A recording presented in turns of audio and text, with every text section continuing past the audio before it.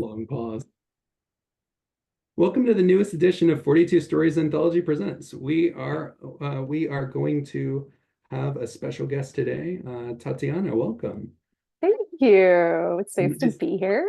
thank you for coming. And I say special because you had so many stories accepted at once. It was boom, boom, boom. But there was one that we didn't accept, but I think it's okay because we accepted three of them, right? It is okay, but as I was telling you before, I thought it was the best one. I thought Yeah. that one was going to get in for sure, and I was just hedging my bets with the other three. Hmm. Okay. If you're up to it, I might ask you to give it a read because I think it was pretty good, and maybe it should have been in, but we didn't have space for it.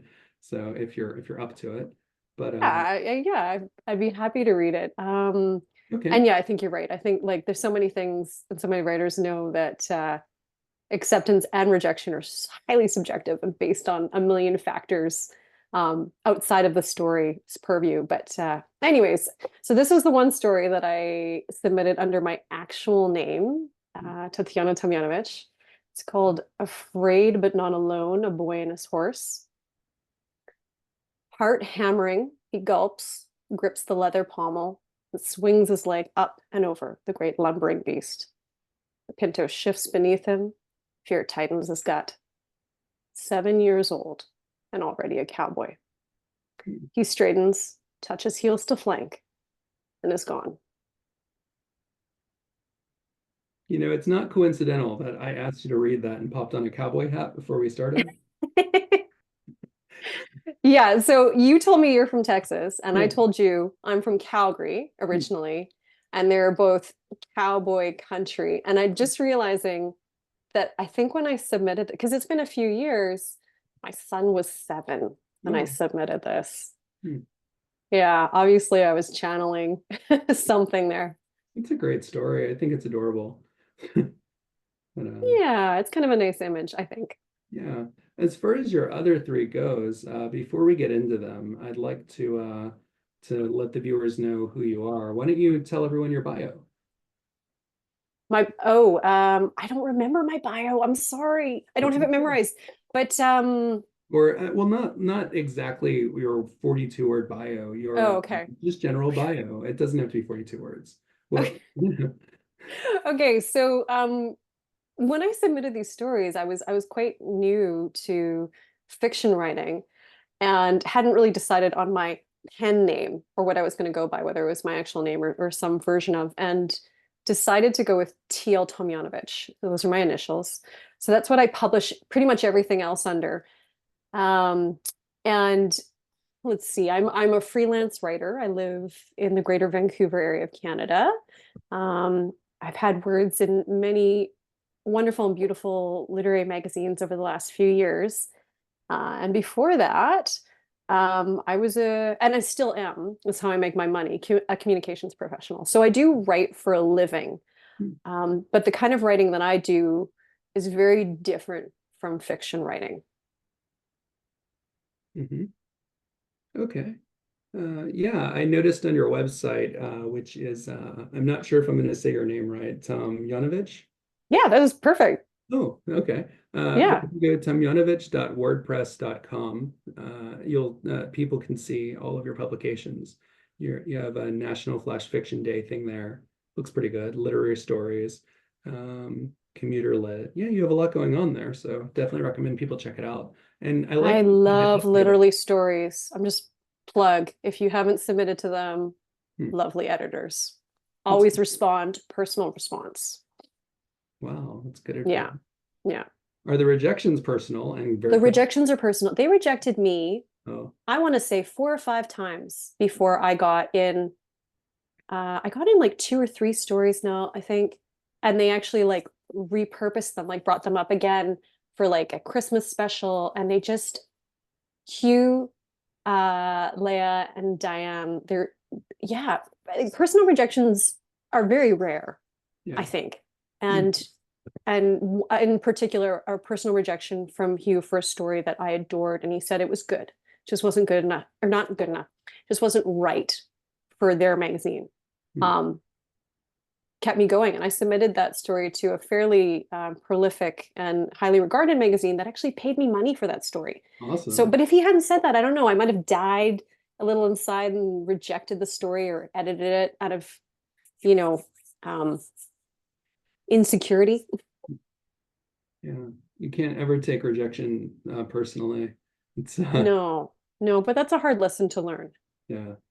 One time I got a rejection from I can't remember her name, but she's an agent who is known as like the shark agent in New York. I can't remember her Mm, name right now. It's been so long. I submitted this manuscript I have, and but what her rejection said was, "Your story is wonderful, but I can't fit it into my schedule because I'm full with people to represent." And if you look at this lady's blog, she's like the shark agent. You can see that everything she puts is critical, and her hmm. rejections are always mean and sharp. But hers to me was really kind. And I go, okay, that actually shows that I could write and do this. And Yeah, it was very motivational. And so I we're think that's a win. I really do. And even if it wasn't somebody as tough as the shark lady, anybody saying, I really like your story, to me is a win. yeah, rejection or not. So Yeah. you never know where rejection will come from, good or bad. But your three of your stories were accepted. What pen Yeah. name did you use? Ooh, so I used T.L. Wilovic for my myth story about dragons. And I mentioned before T.L.'s are my initials, but Wilovic is a mashup of my name and my husband's name. I'm Tomljanovic. He's Wilson. I kept my name. He kept his. And we literally have like a wooden sign that says the Wilovics household. It's a running joke in our house that we are the Wilovics, and every year my husband tries to convince me to legally change our names and our children's names, and the only thing that stops me is the sheer like mountain of work for passport, credit card, any kind of documentation, driver's license. I'm like, let's just call ourselves the Wiloviches. So in name. Yeah. Yeah. What's another one? So another one is for the mystery category. um I no, wait, hold on, let me think about this. there's I've got myth, mystery. Oh, dystopia. Sorry. For the dystopia category, I used my middle name, Larissa, and my mother's maiden name, McBride. And I spent a lot of time on the bios, actually, probably too much, and made my bio character from Kindersley, Saskatchewan, because that's where my mom is from. And the last one is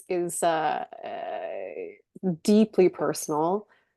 Geoff Goodson. That's the name I used for the mystery category, about a woman going missing. And Geoff Goodson was my childhood best friend as a toddler. He, oh my goodness, sorry, interruption from real life. This is my giant mastiff dog. I don't know if you can see her. She's probably too low. Put your Well, nose that's up. easier. She Interruption. she shoves her way into the room. Oh, When she's normally here with me when I'm writing, but I locked her out for this interview, and she's 160 pounds and cannot be stopped. so she's the boss. Okay. She is 100% the boss. So sorry, I got distracted. Geoff Goodson, yeah, he's a real person, is a real person, but he died just before I wrote that story, and I was feeling a bit adrift about it. Hmm. Um, Everything I wrote about him is true. He is a playwright. He was this amazing athlete, snowboarder who could like land um, two full loops in the air, break dancing, and Wow. yeah. So I wrote it with his name. I sort of mixed feelings about it now. I wasn't sure if that was a tribute or if I felt like maybe it wasn't the right thing to do. I don't know. It felt right at the time. Yeah. I hope it's okay. I hope he's okay with it. Yeah. It's a really nice way to dedicate a loss. Recently, I don't know if you keep up with the updates, but I also haven't emailed about this, but two of the staff members passed away, and I I did learned see that, yeah. yeah, I learned it was last year, one of them, but her family didn't let me know until the same week I found out another person passed away who was involved. And it's a great way though to honor them, and you're making me think I might do that too. So Oh. So thank you for that. Yeah. And so again, for anyone who missed it, you got T.L. Wilovic, right? Yep. And, that's in Myth, more Mythopia, which is ancient lost knowledge of the Firekeepers. You have Geoff Goodson in Mystery. That's NEVA. I can't say correctly, probably. NEVA NAKATORA. Thank you. And NEVA NAKATORA. Last seen May 5 or May 5th? May 5th on White Avenue? Yeah. Okay. It's a real street in Edmonton. Okay. And then Larissa McBride in Dystopia Utopia, which is Won't Take Long, May I See Your Passport? Yeah. I really like that title. I remember when I read it the first time, I started laughing just even before getting to the story. And something like that is how you get a reader. You catch them with a thread, something that'll make them laugh or think, "What's this mean?" or "Ooh, that's interesting." And yeah, you did exactly that with the last title. Oh, I'm glad to hear that.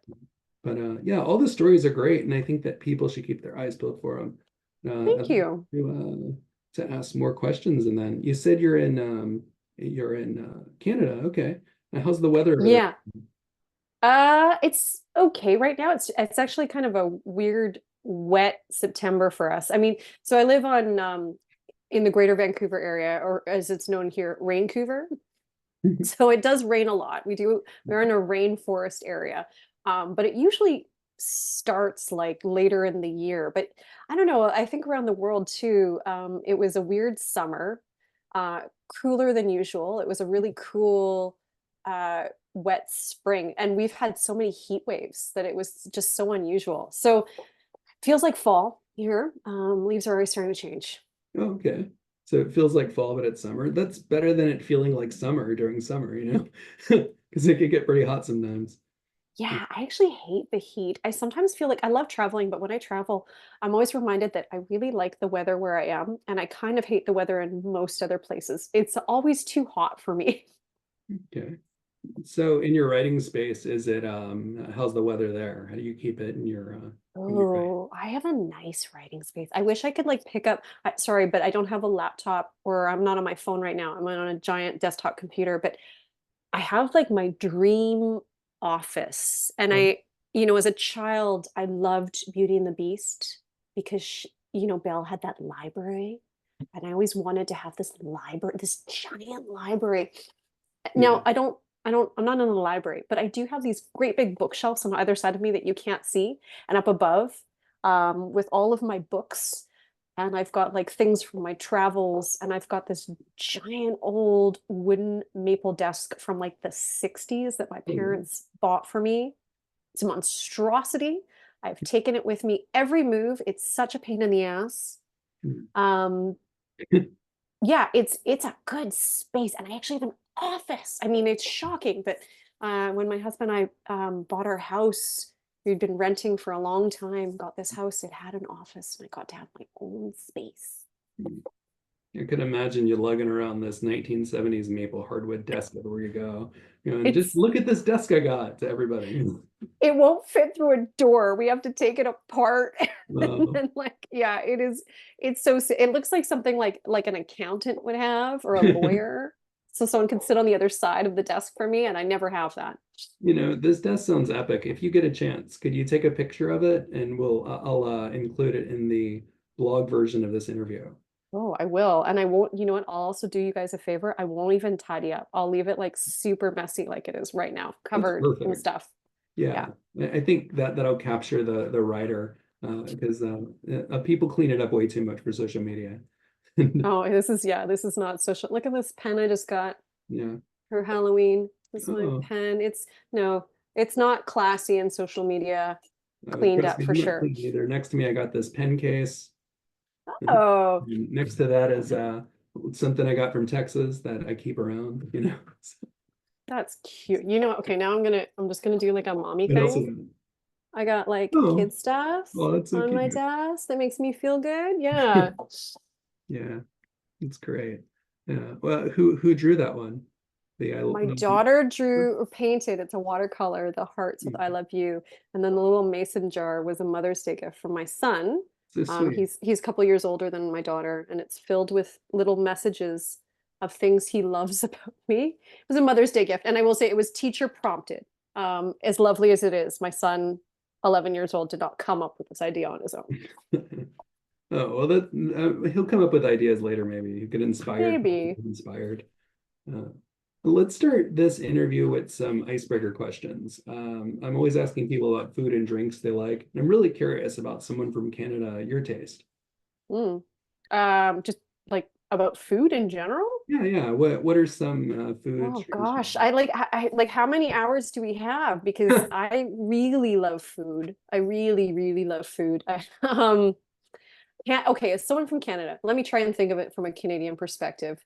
Awesome. Uh, I love sushi. Sushi is prolific Hmm. in the Vancouver area. It's like I remember coming from Calgary.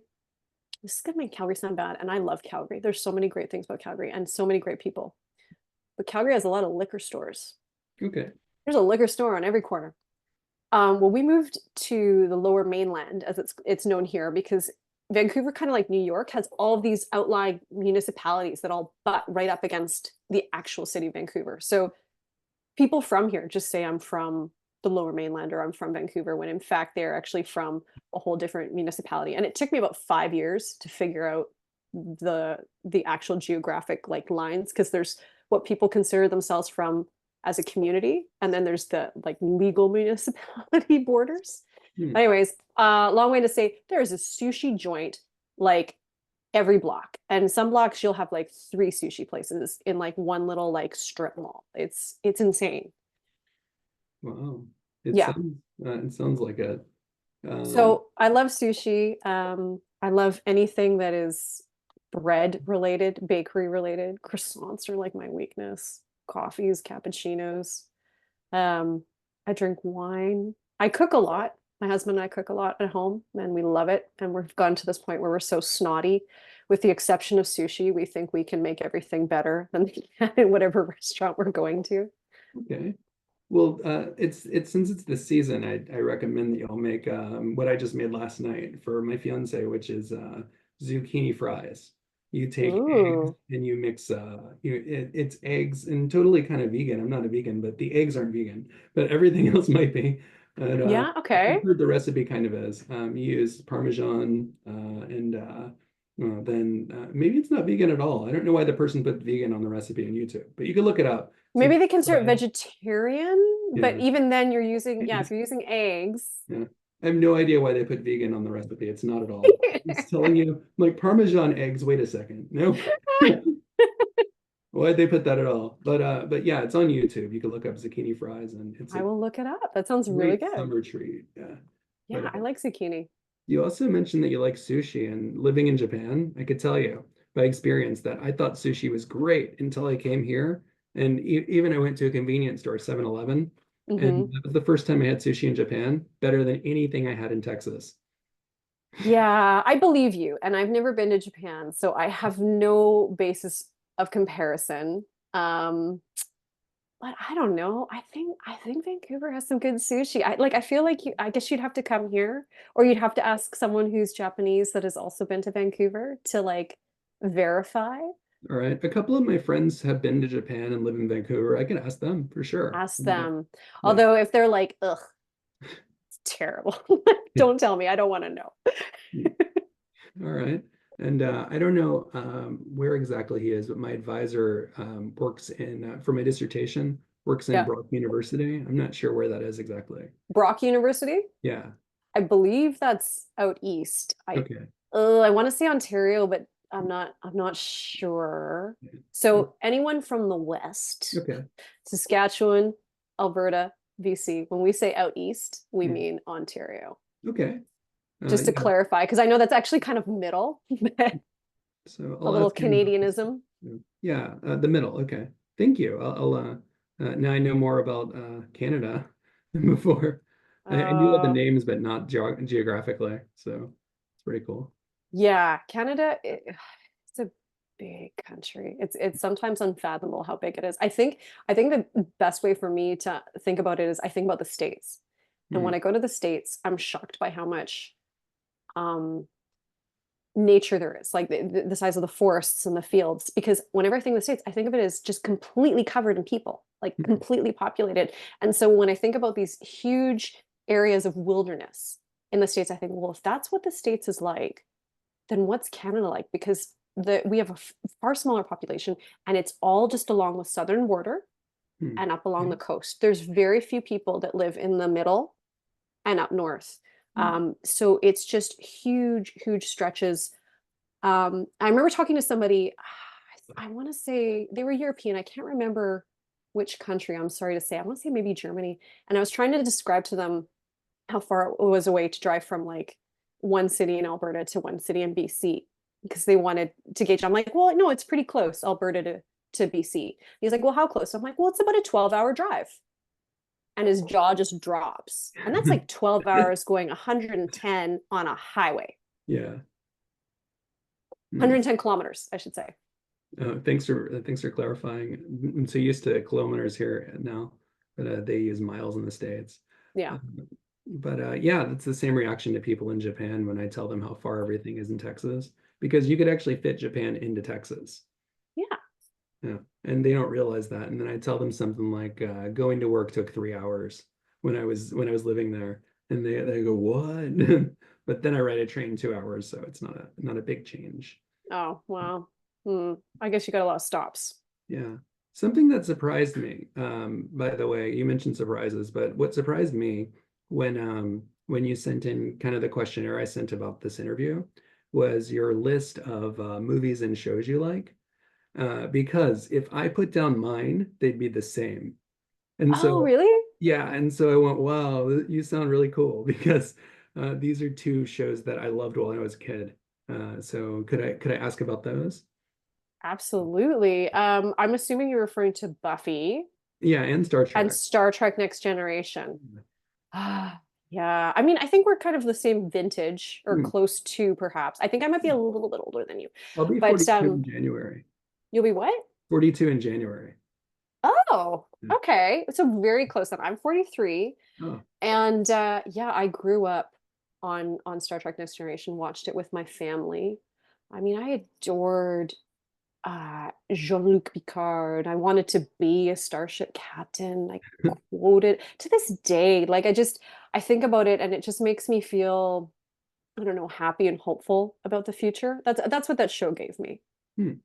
And then Buffy. Oh, well, there's a lot of controversy around Joss Whedon as Yeah, of late. So it has tarnished the memory, unfortunately, a little bit. But for the time, it was so groundbreaking because it was horror and it was funny and it was dramatic. And and any time that somebody made a comment about that show, like, oh, what makes the show so great is its witty banter, they would do an episode that was entirely silent. yeah, And then they did an episode that was a musical, and it yeah. was You were reading my. brilliant. Well, you were saying that I go, yeah, and then the musical, and you go, and then they did a musical. I could sing you. I won't, but I could sing the entire musical right now. Like I memorized That it. was I mean, Buffy was fantastic. also a hero too. She was a teenage girl, same age as me. Not Sarah Michelle Gellar, but the character of Buffy Yeah, was the exact same age as me. And but she was emotional and she cried and like was devastated over her boyfriend, and it was all just relatable but also aspirational. yeah. It definitely was that. It actually gave me a lot of hope because before shows like that and Xena, I always thought I want to meet a girl who's really cool and fun and people look down kind of and go, what? Girls have to be this way and like cooking and stuff. And I go, well, I like cooking, but I want to meet a girl who's into fitness and likes action, and I'm gonna marry someone just like that. And I go, Okay, okay. so you're married, aren't you? Yeah, I'm gonna be married next year when I'm 42. Uh, And we're gonna yeah, and I met someone just like that. And I go, and shows like that gave me hope, saying that there's someone out there like that. And so yeah. But I that's my loved take on Xena the as show. well. It was a good show too. Nina, Yeah. yeah. Yeah, I wanted It to was be better like than all of those Hercules. women. Yeah. Did you see the Hercules one too? Of course I did. Of course I Yeah. was into all the nerd stuff. You know what's funny is I kind of hilarious. I always thought that when I finally met my husband, he would just be so ecstatic about my vast knowledge of nerddom. Hmm. But guess what? He's not a nerd. He was super cool in school. He Yeah. doesn't know any of this stuff. And I was just like, I was in a way, I was like, really? Like, you can't even read. So then when I had a son, I was like, excellent. He's going to be really into this, and I'm going to indoctrinate him. He's kind of a little, like, I've indoctrinated him into Spider-Man. That's Oh, kind of as far as it goes. Nobody in my family, besides my sister, shares my love of all things nerd. yeah. I'm always introducing my fiance to new things like that too. So, but sometimes she goes, "This just isn't for me," and I go, "That's fine. We'll have a kid, and that kid will like it." Maybe. Don't Yeah. hold out hope. Okay. Well, okay. Then I have friends who like it. There you go. Or I'll email you and I'll say, You can email remember me. that one? I will geek out with you. Awesome. So I want to move to the next icebreaker kind of question. Just to clarify, I didn't say before, but I asked 4 icebreakers and 2 writer related questions. Should probably, yeah, clarify that up. That's why these are kind of simple, and then we go on. And I don't want to over explain. It's called a silver platter effect. When Oh, you, okay. but how do you relax? That's my next one, which is what I need to do while I ask this question. How do I relax? I'm not a very relaxed person. So that is an ongoing struggle. I pet my dog, honestly. I mentioned she's like 160 pounds of drool and love. Yeah. An English Mastiff. Her name is Willow. Oh, She like actually Buffy. stars in one of my stories. Sorry? Did you name her after the character in Buffy? I'm not sure. So my husband came up with the name and I instantly Oh, loved it. And that's probably one of the reasons why. Also because of that amazing movie Willow with Val oh, right. Kilmer. Yeah. Remember the like fantasy 1980s? Yeah. And then I also live in an area where there's a bunch of things that are named Willow. Like our mall is Willowbrook Mall. So I didn't even realize there were all these factors where I was like, oh, Willow, yeah, that's perfect. And I didn't really consciously think about all of the Willow influences of why I latched onto that name so quickly. But she's a big, big dog. English Mastiffs have the strongest bite force of any dog alive. They were bred by Romans as war dogs. It's 500 pounds per square inch, and so I Oh, was very conscious, yeah, when we got her, that I wanted her to have a soft, gentle name to offset the perhaps Mastiff stereotype. that's a great another great piece of advice. So if we get a big dog, gonna name it something like Bunny or Yeah, or frankly, don't get a big dog because they come with all sorts of bigger problems. And I'm really now realizing the advantage of those tiny little purse designer dogs, which I used to look down on, if I'm being honest. Sorry, anyone that has like really cute little designer dogs. But now I see it. I'm like, oh yeah, if that dog acts up, you just pick it up. that explains every person I know who went from big dog to small dog. Big dogs come with big problems, man. And like, or even just things like if they go get surgery and you're trying to help them in and out of the car and just the Yeah. weight, right? Or like we were told she was a good apartment dog because she's low energy. Well, what we weren't told is that in order to like turn in a hallway, she's going to take everyone out with her because it's like pivoting a Mack truck. Yeah. Um, I wanna move on to another question, this time closer to writing, but about books. I know that a lot of interviewers who ask writers questions, they go with what books do you like? What have you read recently? And I want to know that. And I know a lot of people ask it, but I think the reason that people ask it is because you never know what someone's going to say. And Hmm. you could hear your next favorite book when you listen to somebody talk about books they like. And that's why I think it's a relevant question. And I want you to share that if you could. What are some books that you So, read recently? sorry, what I've recently read or okay. What's the most recent book that I just finished? Um, I just read it's actually not my typical read. I picked it up at When Words Collide, which is a huge writing conference in Calgary. Hmm. First writing conference I've ever gone to. And uh there's a writer there. Oh, I hope I'm pronouncing her name correctly. It's Jessica WHYTE, WAITE, and I'd she say wrote weighty this. too. Oh, okay. And she had wrote this book. I got it just, it was in, like they have like the tables at the conferences with books of authors that are there doing keynotes and webinars and workshops. And it says, um, okay, let me think if I can remember this correctly. No, I'm not gonna massacre it. I have to look it up. It's something like,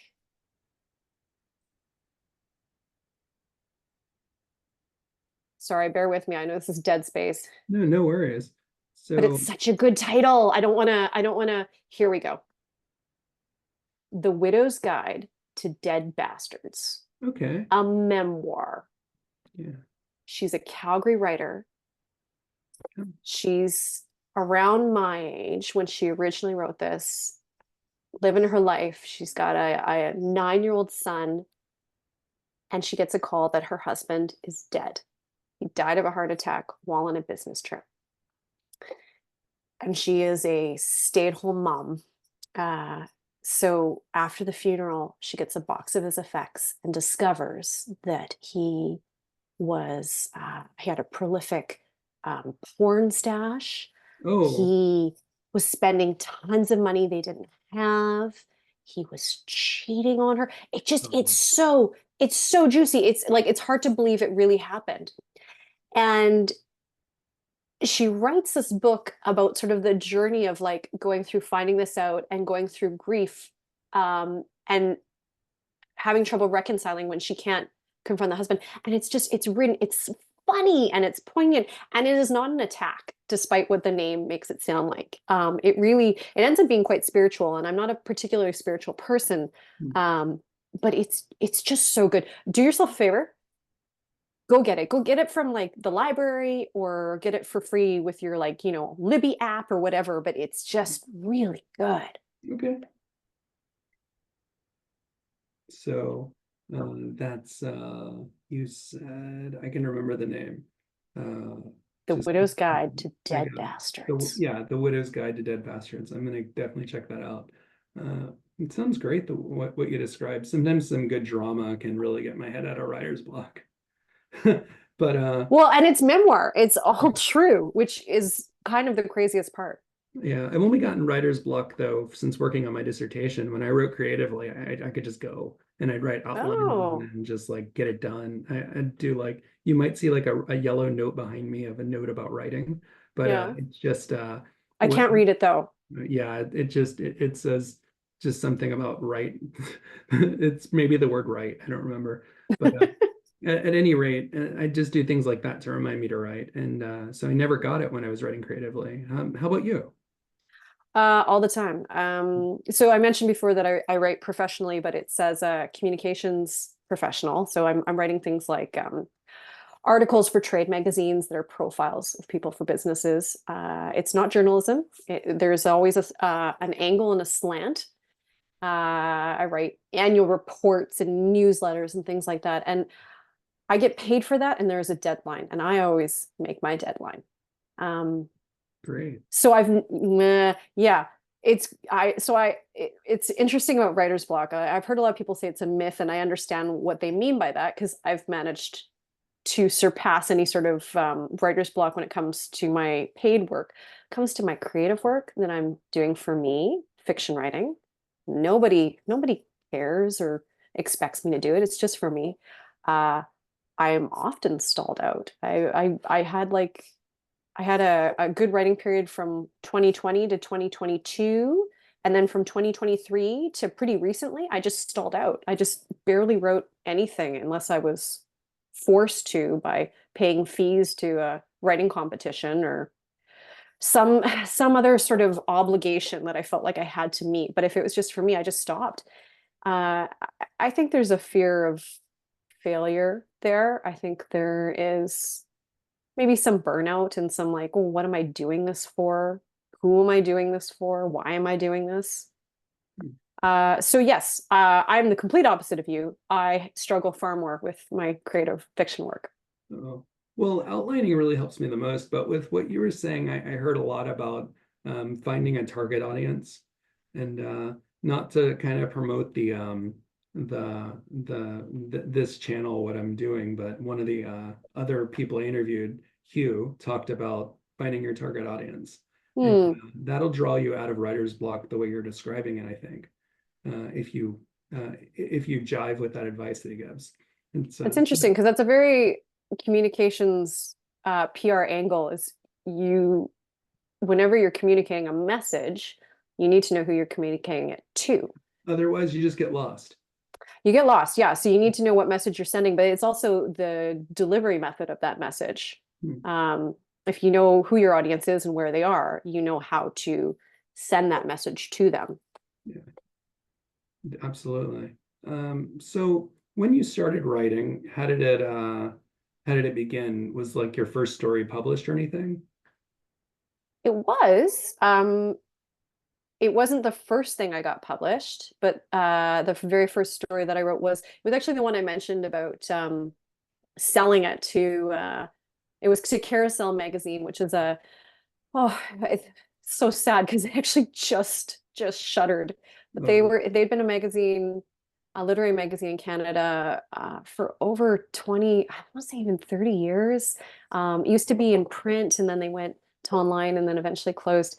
Uh, and it was about my dog, honestly. It was called The Goat Hunter.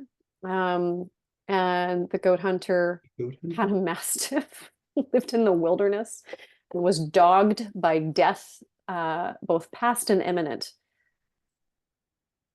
And it's as far away from my real life as you could probably imagine. It was about an older man who was a hunter, was living completely by himself in the wilderness, didn't talk much. I clearly talk all the time. Uh, but I don't know. There was something in the how I was feeling in that moment. It was the start of COVID. I was at home with my dog and my children, feeling isolated and wanting to escape. And so that's how I wrote it. And I kind of envisioned my grandfather, my dada, when I wrote it. And that was sort of the idea of that kind of, I don't know, very capable, outdoorsy man that could kind of do anything. that sounds like a really good story that I'd want to read. Is it available? It's still available. Carousel has kept their website running, and they say they will as long as they can. Who knows how long that is? Um, but it is up on my blog. Um, I hope it stays up for a while. So it's on the blog to the website I mentioned earlier, right? Yeah, that's right. Yeah.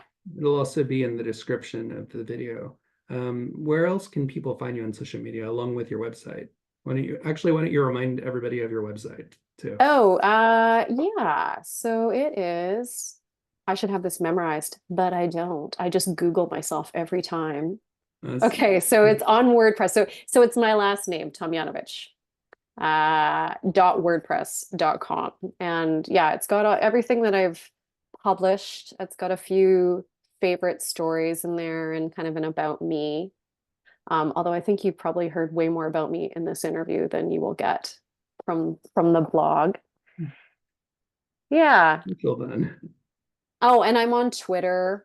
I'm quite prolific on Twitter, even though it's a dumpster fire. There's still people on there that I love, and I can't give them up. Yeah. Unless you do premium, you pretty much don't see what anybody puts.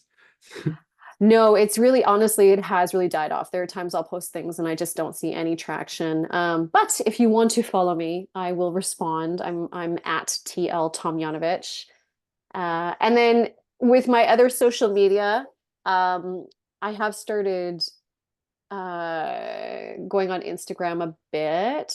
It is locked down. I don't share it. Like people can't just find me, but I have started adding writers one by one. Mostly because I have pictures of my kids on there. And same with Facebook. You know, it's sort of like this weird, I'm still a bit old school with like this like distinction between personal and professional. And writing is this sort of weird middle ground that I'm still figuring out what and how much I want to share. Yeah, I'm the same way with my personal ones, but I'd be happy to add you if you wanted. Yeah. You can definitely add me. There's I've also, vetted you. You're good. okay, thank you. And there's also Carousel Magazine you mentioned, and fullhouseliterary.com and Flash Flood Journal, right? I'll put all those. Yeah. If I'm gonna plug other publications, I would love to give a shout out to Raw Lit. Okay. I think they just Delphine, the editor, publishes beautiful things. She's also includes original artwork from artists with every piece of writing that she publishes. And Off Topic Publishing is a really great Canadian press. They run monthly contests, very affordable. The editor and publisher there, Marion Lougheed, is a really wonderful, positive influence in the Canadian sort of writing circles. And she actually, she gets quoted a bit sometimes with this, but she says, words are better than no words, which Yeah. could be your next post-it. Yeah, it's a great idea for the next post-it. Yeah. It's better than just having the word right. Well, no, they're both good. Yeah, it motivates me. For a while, I was trying to get myself to run, and now I run 4 times a week.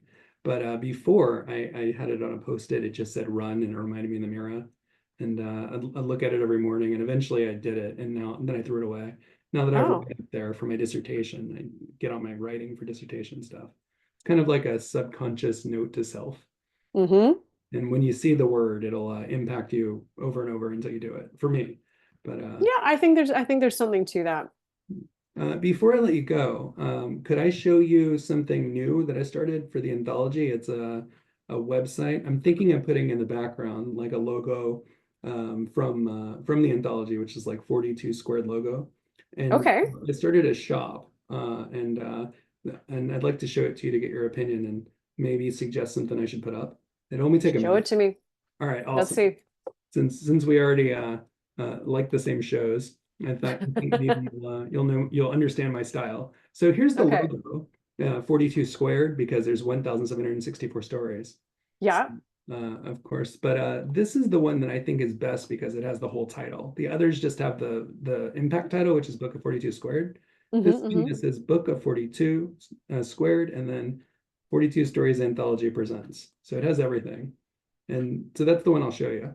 And okay. what you do with Redbubble, which is this site, is it's kind of funky because you have to scroll down after clicking one thing, and then you click View this design on products. And then you see what all the products are with the design. And there's things like, by the way, dog mat. So Oh my God. things like that. But I'm probably getting this desk mat for the desk that I'm on now. And Oh yeah, okay. not sure Yeah, about it's kind of got a retro vibe to it, doesn't it? yeah. You know what it actually reminds me of? I don't know why, Big Bang Theory. I need to like look Oh, at the title of that series, but it just gives me that like kind of like feeling. hmm. Big Bang Theory. I couldn't see Yeah. anybody wearing this skirt, but other things, It would maybe. take a bold fashion to as you can tell by my black t-shirt, I am pretty conservative when it comes to fashion. No worries. I'm pretty rustic when it comes to stuff Oh, too. although I could see a phone cover or ooh, you know, an e-reader cover. Is that what I saw down there? Yeah, yeah. Keep going down. Hmm. Yeah, I could see an e-reader cover would be good. Yeah, there's a lot of neat stuff. There's just different ideas they put. So what Redbubble does is they make the products and you make the art.